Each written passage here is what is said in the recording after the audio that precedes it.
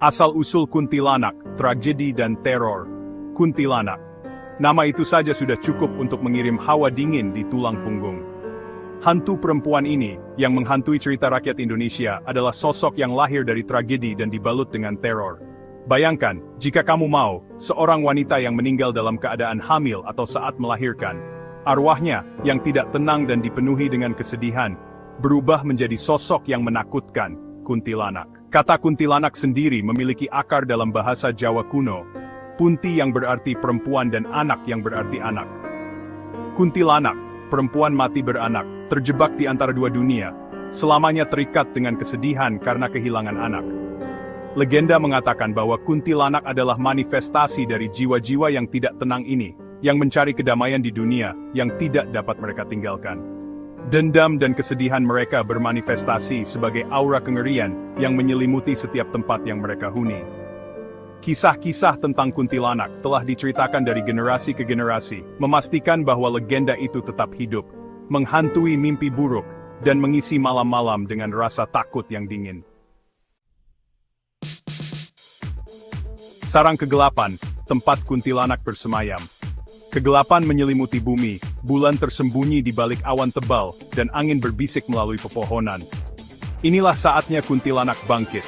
Bayangan mereka meluncur di malam hari, mencari jiwa-jiwa yang tidak menaruh curiga untuk ditakut-takuti. Mereka adalah penghuni malam, tertarik ke tempat-tempat di mana batas antara dunia yang hidup dan yang mati menipis. Pohon beringin yang tua dan gnarled, dengan akar yang mencengkram bumi seperti jari-jari kerangka, sering dikaitkan sebagai tempat tinggal favorit kuntilanak. Demikian pula, kuburan yang sunyi, rumah bagi mereka yang telah meninggal, berfungsi sebagai portal bagi roh-roh yang tidak tenang ini untuk memasuki dunia manusia. Rumah-rumah kosong dan terbengkalai, yang dulunya dipenuhi dengan kehangatan kehidupan, sekarang bergema dengan kesunyian yang menakutkan, menarik kuntilanak seperti ngengat ke api. Kehadiran mereka dapat dirasakan dalam hawa dingin yang tiba-tiba, aroma bunga melati yang manis dan memuakkan, dan tawa mereka yang dingin yang mengiris kesunyian malam. Mitos dan takhayul kuntilanak dalam budaya Indonesia.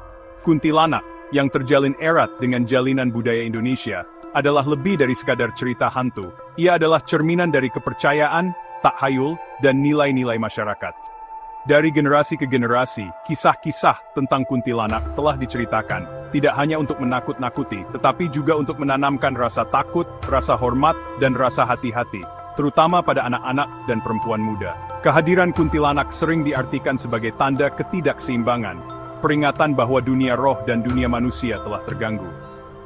Hal ini khususnya diyakini terjadi ketika norma-norma sosial dilanggar, atau ketika rasa hormat terhadap alam tidak diindahkan. Untuk menangkal roh-roh jahat ini, masyarakat secara tradisional mengandalkan berbagai jimat dan ritual.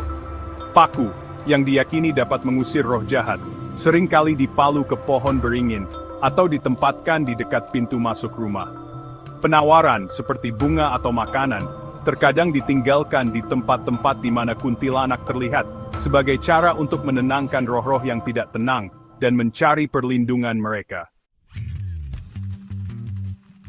Kuntilanak di era modern, dari layar lebar ke layar kaca. Kuntilanak, meskipun berakar dari legenda kuno, telah membuktikan bahwa dirinya adalah sosok yang tangguh, berevolusi, dan beradaptasi dengan zaman modern. Dari halaman-halaman cerita rakyat, kuntilanak telah melangkah ke dunia hiburan populer, menjadi makanan pokok di film horor Indonesia, acara TV, dan bahkan meme internet. Sutradara seperti Rizal Mantovani, dengan trilogi kuntilanaknya, telah mengangkat legenda ini ke layar lebar, menakut-nakuti penonton di seluruh negeri, dan memperkuat status kuntilanak sebagai ratu horor Indonesia yang tidak diragukan lagi.